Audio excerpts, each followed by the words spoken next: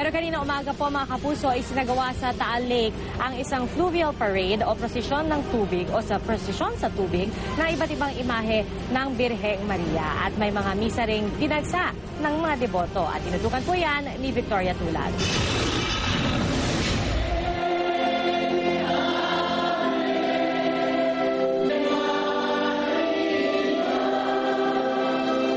Libo-libong deboto ang dumagsa sa misa. May kanya-kanya silang dala ng imahen ng Birheng Maria.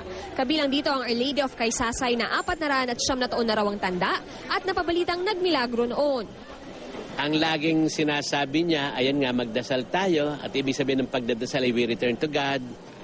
Bago nito, nagkaroon ng Marian Regatta Fluvial Parade sa paligid ng Taal Lake kaninang umaga, kung saan mahigit 300 bangka ang lumahok mula sa 12 coastal towns ng Batangas. Ilan sa mga sumama ang magkaibigang Chodora at Norma. Dahil ako'y lagi nang may nararamdaman, baka nagbabaka sakali akong sa panata kong ito'y mawawala na. Laging sila ang aming pag-asa. Bukod sa pananalangin para sa kapayapaan at kapatawaran, sa pamamagitan ng Fluvial Parade, may susulong din daw ang turismo sa Batangas, partikular na ang Taal Lake na siyang landmark ng probinsya. Victoria Tulad, nakatutok, 24 oras.